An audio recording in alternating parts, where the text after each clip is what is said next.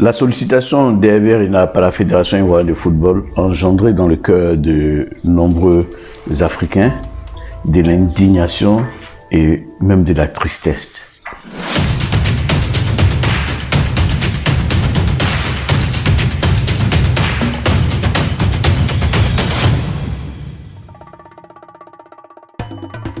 Bonjour et bienvenue dans la petite chronique de la CAN 2023. La chronique qui vous est offerte par l'association Terre des Sports à Port-au-Boué. Je suis Abraham Yapi et avec moi, durant toute la CAN 2023, la grande messe du football africain, nous allons discuter, échanger sur des thèmes qui nous intéressent. Aujourd'hui, nous parlerons de la sollicitation formulée par la Fédération ivoirienne de football pour les services de Hervé Renard, sélectionneur actuel de l'équipe nationale féminine de France. Cette histoire rocambolesque qui pourrait sembler extraordinaire pour les observateurs du football africain n'est pourtant pas étrangère à la Côte d'Ivoire, puisque on se rappelle bien qu'en 2014, pour un contrat à durée déterminée de 3 mois, le Suédois Sven-Göran Eriksson a été engagé par la Fédération ivoirienne de football sous Jacques Anoma à hauteur de 2,2 millions d'euros. Les techniciens européens le savent que dans nos pays africains et subsahariens, on peut glaner de grosses sommes d'argent sans faire grand-chose. À titre de rappel, Hervé Renard, qui était à la tête de la Côte d'Ivoire en 2014, à partir de 2014, n'a livré que 8 matchs. 8 matchs avec donc un taux de réussite de 38% de victoire. L'année qui a suivi, Renard a signé 9 matchs livrés au total avec les éléphants, n'a remporté que 44% des matchs avec 11% de défaites. Alors, les statistiques de ces techniciens ne sont même pas aussi extraordinaire pour que les Africains, du coup après Hervé Renard, dans toute sa carrière d'entraîneur, il n'a pas plus de 40% des victoires. Alors, d'où vient-il que d'un seul coup, il paraît comme le sorcier blanc qui pourrait en 4 jours permettre à la Côte d'Ivoire de se qualifier? Mais simplement parce que Hervé Renard a une très bonne communication. Parce que Hervé Renard engage pour sa communication des individus qui sont capables d'embellir son image. Mais allons plus loin.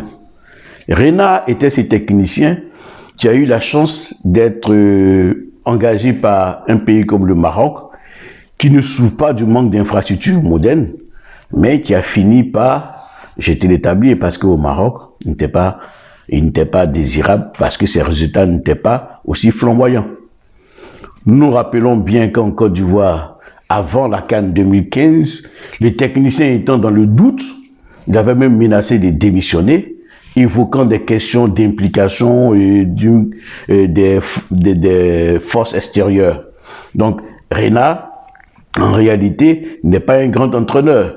On l'a vu en France, lorsque il a été engagé à Lille et à Sochaux, les résultats n'ont pas été concluants parce que dans le monde des entraîneurs, il y a ceux qui font du jeu, il y a ceux qui construisent, qui savent bâtir une équipe. Et on me dira alors, mais pourquoi est-ce qu'il est engagé par l'équipe de France, par l'équipe de France féminine, si on estime que ce n'est pas un grand entraîneur? Mais en fait, parce que chaque entité a ses objectifs. Parce que Renard, il peut gagner sans forcément produire du jeu. Or, des fédérations comme la Fédération française de football n'ont plus besoin de personnes pour construire le jeu des équipes nationales. Les joueurs sont déjà bien construits, les équipes et les formateurs font du bon travail. Donc maintenant, on a besoin des gens pour gagner. On nous dira aussi que la Côte d'Ivoire a besoin des gens pour gagner. Peut-être pour cette CAN, oui, peut-être. Mais qu'est-ce que cette victoire nous apportera de plus que la victoire de 95 ne nous a pas apporté? De 2015, par exemple, ne nous a pas apporté. Aujourd'hui, aucun Ivoirien ne se rappelle même des retombées de la victoire de 2015. Parce que nous sommes à une étape de développement de notre football qui nécessite qu'on aille dans les profondeurs pour travailler, pour mettre en place des cellules de gestion et d'organisation du football qui répondent à des standards internationaux. Nous avons besoin de former nos gestionnaires du foot, nos comptables du foot, nous avons besoin de former nos juristes du foot, nous avons besoin de former nos entraîneurs, nous avons besoin de former et même nos supporters parce que effectivement, supporter le foot, les équipes de football nécessitent une certaine expertise.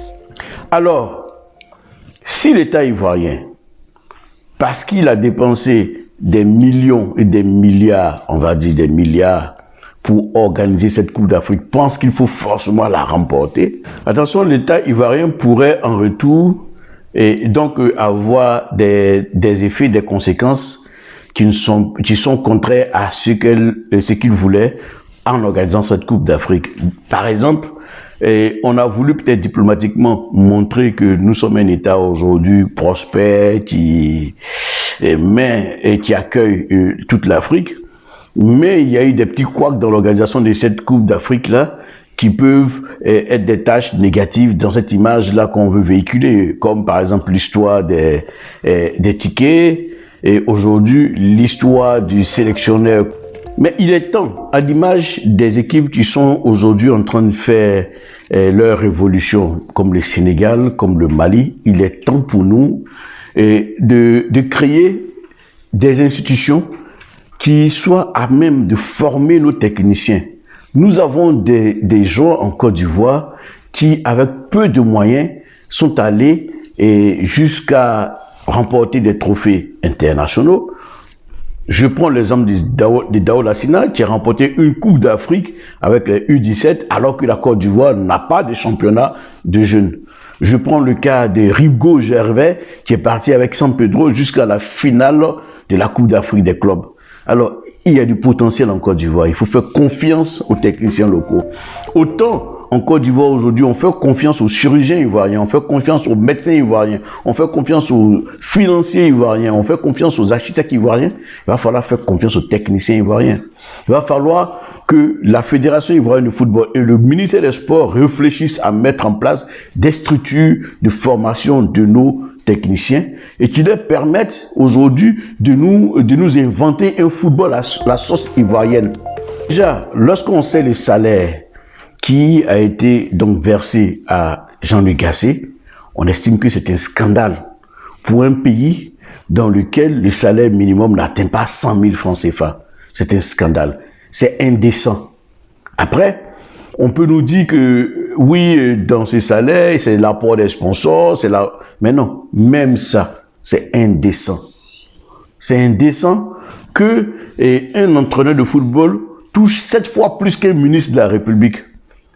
Mais dans notre économie qui se veut libérale, tous les managers sont payés à hauteur de ce qu'ils rapportent dans un pays. Mais en réalité, le football ivoirien, quelle est sa plus-value dans l'économie ivoirienne?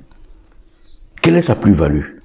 La fédération paye des milliers, des dizaines de millions de francs CFA à des entraîneurs, mais en réalité, qui n'ont aucun impact sur le football local. Franchement, cette chronique-là, elle est un peu comme un coup de gueule de ma part et j'espère qu'elle pourra être une base de réflexion pour le développement de notre football en Côte d'Ivoire. Merci et vous êtes toujours sur la petite chronique de la CAN 2023 qui vous est offerte par l'association Terre de Sport à Port-Boué. À très bientôt.